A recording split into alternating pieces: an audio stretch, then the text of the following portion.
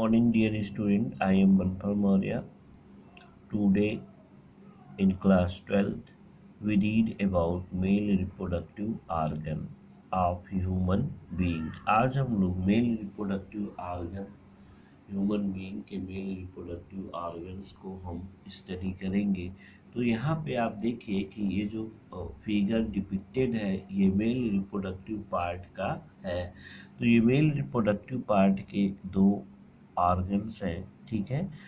तो ये क्या कहलाता है, ये टेस्टिस होता है किसी भी मेल रिप्रोडक्टिव, एक ये टेस्टिस एक ये। तो ह्यूमन बीइंग्स में वन पेयर टेस्टिस पाए जाते हैं। इस टेस्टिस में हर टेस्टिस में 250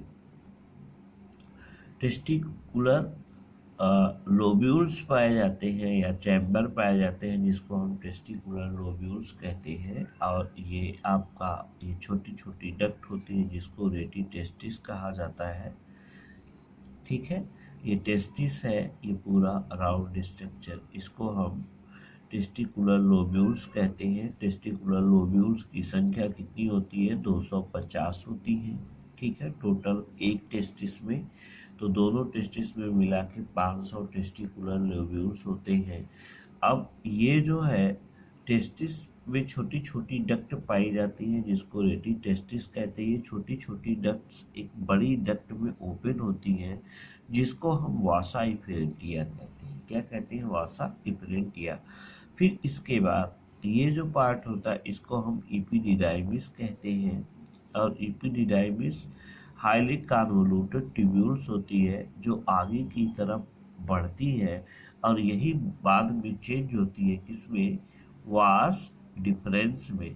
तो ये क्या है, वास डिफरेंस पार्ट है। क्या है, वास डिफरेंस। और ये वास डिफरेंस ऐसे आगे की तरफ आता है और यहाँ पर ये वास डिफरेंस की डक्ट से जुड़ी हुई एक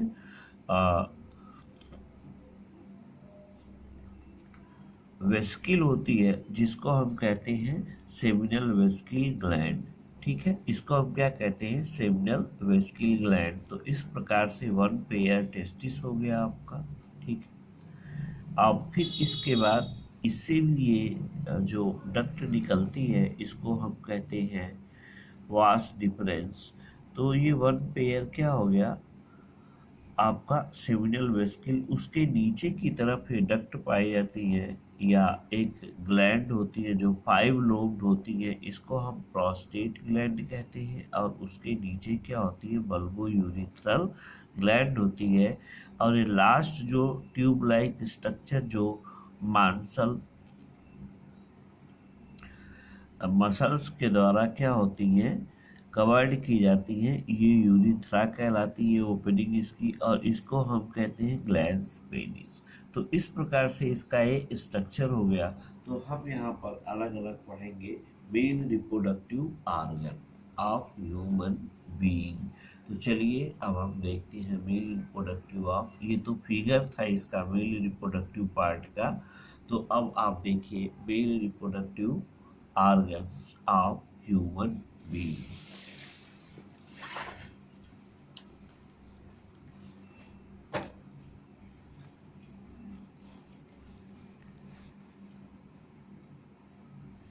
ठीक है, तो इसमें सबसे पहले आपका आता है scrotum.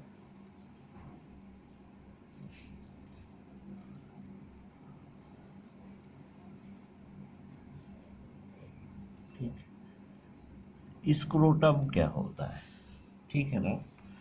Scrotum is a pouch of skin. ये क्या होता है, it is a pouch of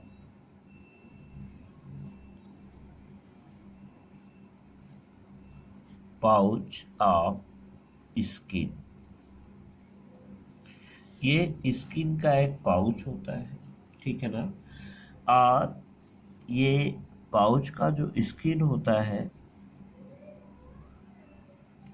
इसी स्किन में वन पेयर टेस्टिस पाए जाते हैं।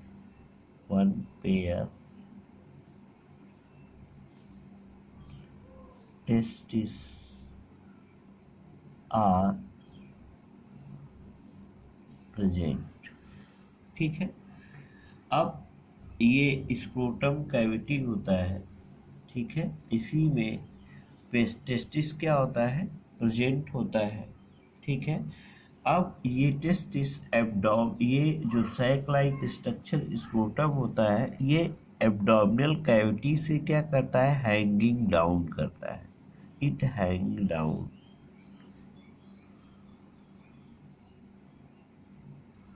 Hanging down below the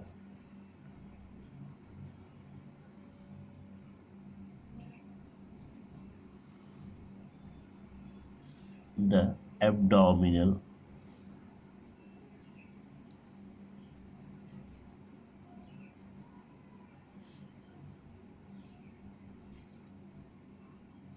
cavity.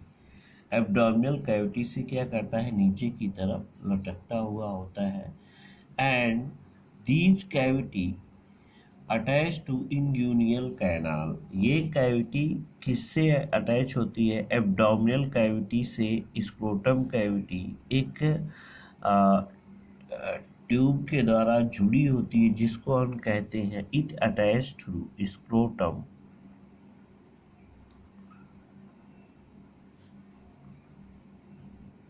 attached through abdominal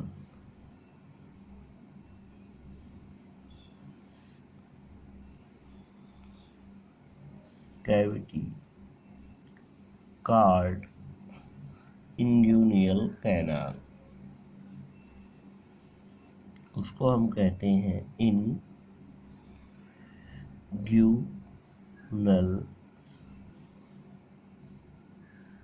canal के थ्रू क्या होती हैं, अटैच्ड होती हैं। ठीक है।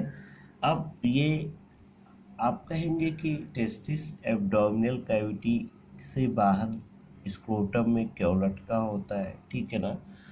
स्क्रोटम हेल्प करता है ताकि टेस्टिस एब्डोमिनल कैविटी से बाहर हो। ठीक है।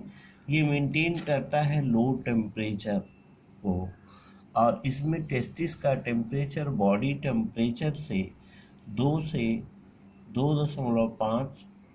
डिग्री सेल्सियस लोअर होता है, ताकि बॉडी टेम्परेचर से 2.5 या 3 डिग्री सेल्सियस टेम्परेचर लोअर हो, जिससे स्पर्म का प्रोडक्शन हो सके।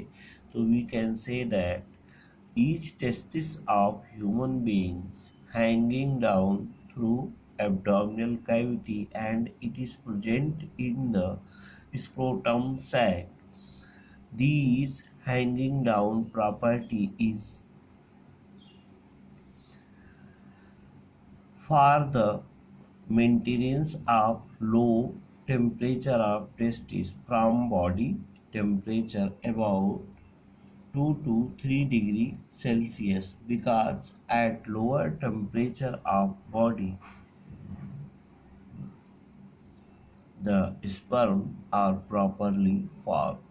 इसलिए जो स्पर्म होते हैं वो लोअर टेम्परेचर पर क्या होते हैं, फार्म होते हैं। कभी कभी ऐसा होता है कि अगर टेस्टिस जो है एब्डोमिनल कैविटी से बाहर हैंगिंग डाउन नहीं करता है, तो उस टेस्टिस को ज़्यादा टेम्परेचर मिल जाता है, जिसके वजह से स्टेरिलिटी आ जाती है, जिसको हम कहते हैं cryptorchidism. When testis fail to descend in scrotum, यहाँ पे हम कह सकते हैं when testis fail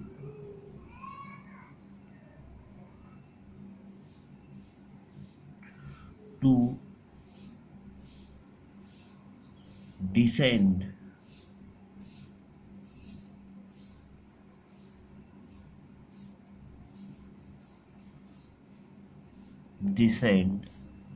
into scrotum,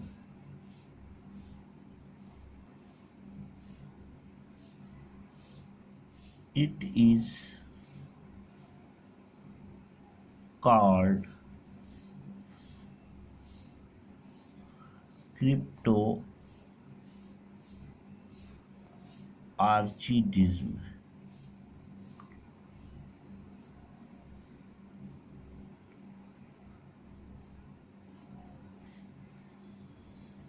ठीक है, क्रिप्टोऑर्चिडिज्म कहते हैं उसको। अब देखिए कि अब हम आपको बताते हैं, यहाँ पे देखिए, in human being there are one pair of testis are found. Human beings में वन पेयर टेस्टिस पाए जाते हैं। These testis hanging down below the abdominal cavity into a sac-like structure. That sac-like structure is called scrotum. ठीक है, testis क्या होता है कि एब्डोमिनल कैविटी के नीचे लटका हुआ होता है और एक थैले में पाया जाता है। उस थैले को हम स्क्रोटम कहते हैं। वह थैला एब्डोमिनल कैविटी से जुड़ा होता है। किसके द्वारा जुड़ा होता है? इंग्यूनियल कैनाल के द्वारा जुड़ा होता है। ऐसा इसलिए होता है कि टेस्टिस जब एब्डोमिनल कैविटी से बाहर होता है, स्क्रोटम सैक में पाया जाता है। ऐसा इसलिए पाया जाता है क्योंकि टेस्टिस में स्पर्म के फॉर्मेशन के लिए बॉडी टेम्परेचर से लगभग 2 से 3 डिग्री सेल्सियस कम टेम्परेचर की आवश्यकता होती है। ठीक है, अदरवाइज यही 2 से 3 डिग्री कम सेल्सियस का टेम्परेचर नहीं होता टेस्टिस का बॉडी टेम्परेचर से, तो उसमें स्पर्मेटोजेनेसिस प्रोसेस नहीं होती, जिससे मेल में स्टेरिलिटी आ जाती है। उस स्टेरिलिटी को हम कहते हैं क्रिप्टोऑर्चिडिज्म कहते हैं। जब टेस्टिस डिसेंड नहीं होता है बॉडी से, एब्डोमिनल कैविटी से नीचे की तरफ नहीं लटकता है, ठीक है, तो वह एब्डोमिनल कैविटी में ही पड़ा रह जाता है, जिससे टेम्परेचर 2 से 3 डिग्री सेल्सियस टेस्टिस का बढ़ जाता है, जिससे स्टेरिलिटी एराइज होती है, जिसको हम क्रिप्टोऑर्चिडिज्म कहते हैं। तो इसलिए टेस्टिस एब्डोमिनल कैविटी से बाहर पाए जाते हैं एक सैक लाइक स्ट्रक्चर में। उस सैक को हम क्या कहते हैं?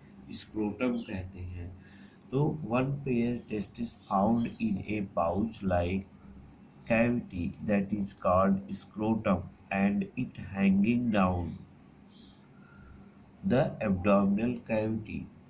ठीक है, तो आगे की तरफ हम देखेंगे तो यहाँ पे स्क्रोटम के बारे में आपको ये समझ में आया होगा। अब हम चलते हैं, दूसरा जो होता है टेस्टिस। ठीक है, दूसरा क्या होता है? टेस्टिस।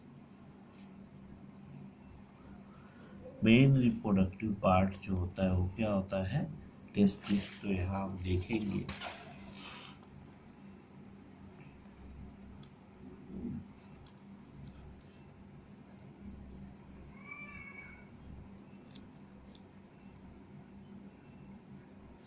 टेस्टिस।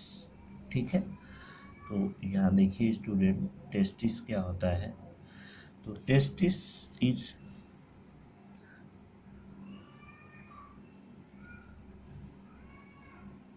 ये क्या होता है? One pair. ह्यूमन बीइंग में टेस्टिस क्या होता है? वन पेयर पाया जाता है। ठीक है, suspended into scrotum.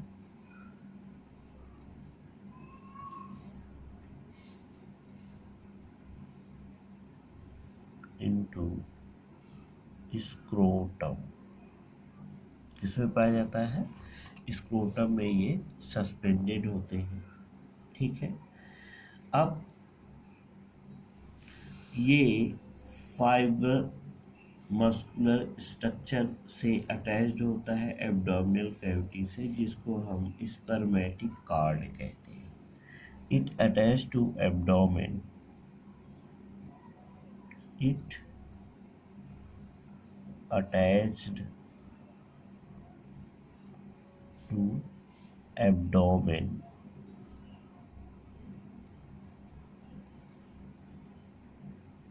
Bye spermatic card.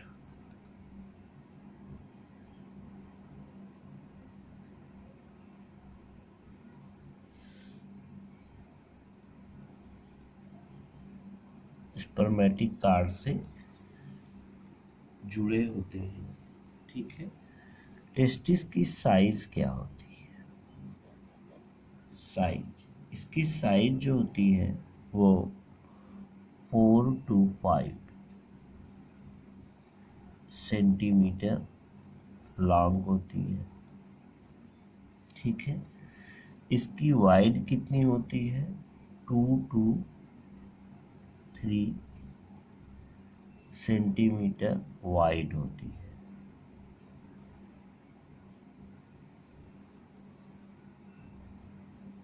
इसकी वाइड कितनी होती है? 2 से 3 सेंटीमीटर होती है। Each testis surrounded by 3 layer. यहाँ पे ईच टेस्टिस, यहाँ पे हम लिख सकते हैं each testis surrounded by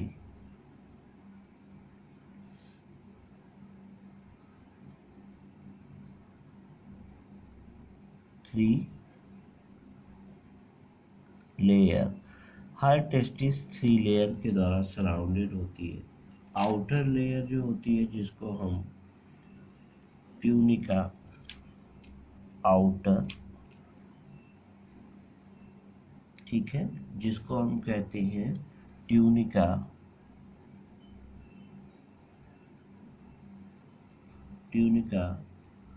vaginalis.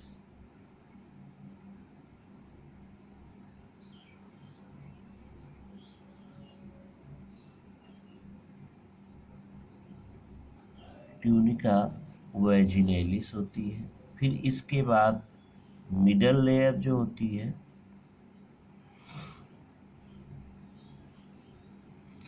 Middle layer को कहते हैं ट्यूनिका एल्ब्यूजिनिया।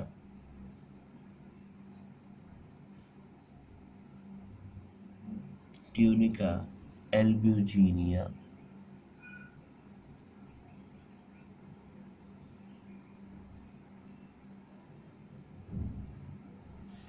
और इनर लेयर जो होती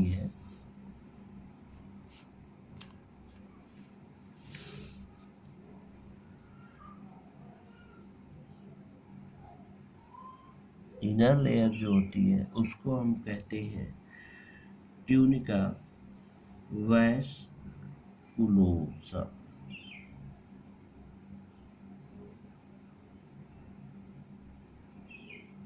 tunica vasculosa.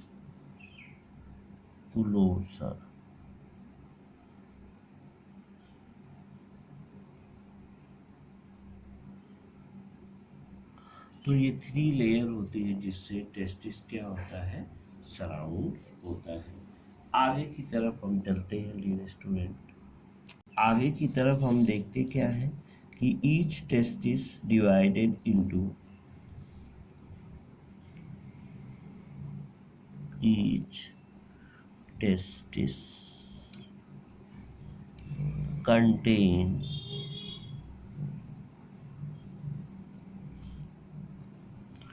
250 compartment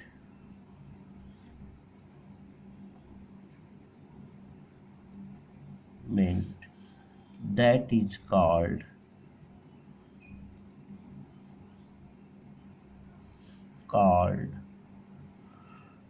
testicular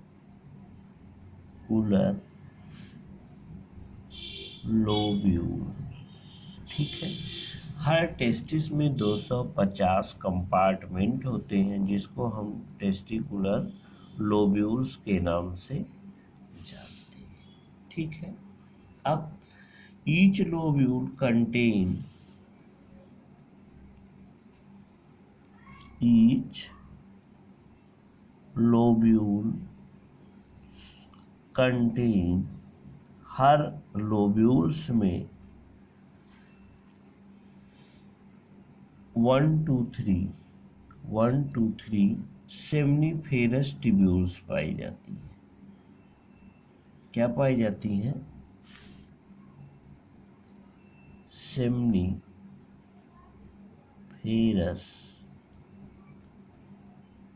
tubules are present।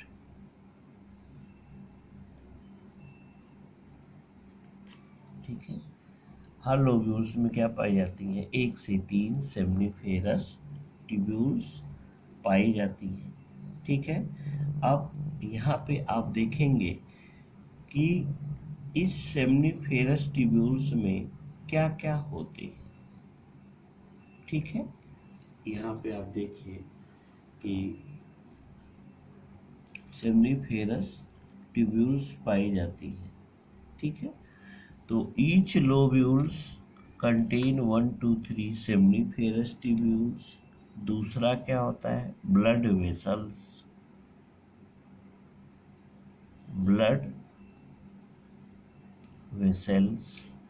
फिर और क्या होता है? इसके साथ साथ इंटरस्टिशियल सेल्स, इंटरस्टिशियल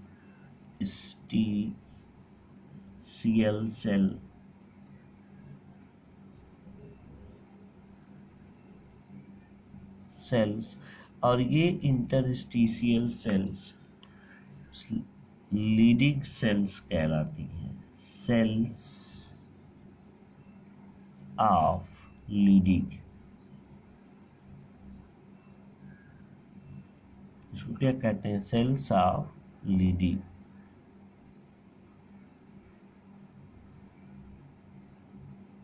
ठीक है, और इसी सेल्स के द्वारा टेस्टोस्टेरॉन सिक्रीट होता है। क्या सिक्रीट होता है? टेस्टोस्टेरॉन या androgen hormone. Androgen ORR testosterone hormones. ठीक है, ये टेस्टोस्टेरॉन हार्मोन्स का फंक्शन होता है इट कंट्रोल सेकेंडरी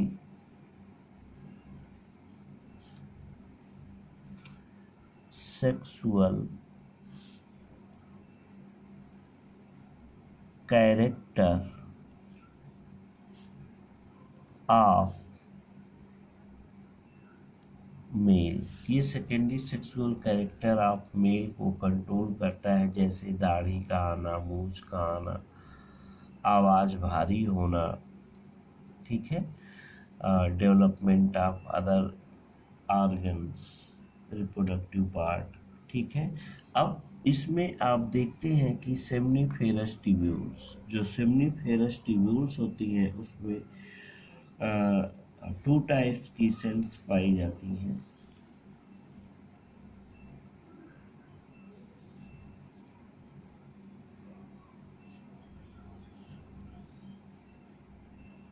ठीक है, सेमनीफेरस ट्यूब्यूल्स। ठीक है, तो सेमनीफेरस ट्यूब्यूल्स में 2 types of cells, 2 type of cells पाई जाती हैं। सेमनीफेरस ट्यूब्यूल्स में 2 टाइप्स की सेल्स पाई जाती हैं।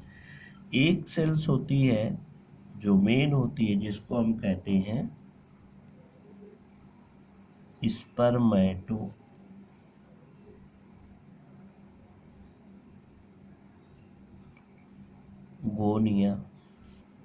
सेल। ये स्पर्म प्रोड्यूस करती है, स्पर्म प्रोडक्शन। ये स्पर्म को क्या कर सकती हैं? प्रोडक्शन करती हैं। और दूसरी जो होती हैं वो होती हैं सेमनीफेरस ट्यूब्यूल्स में, जिसको हम सर्टोली सेल्स कहते हैं, सर्टोली सेल। ठीक है, तो ये जो सर्टोली सेल्स होती हैं ये पिलर लाइक होती हैं, ठीक है, और these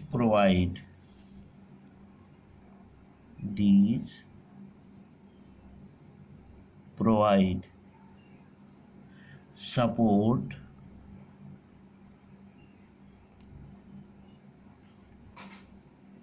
and nourishment of developing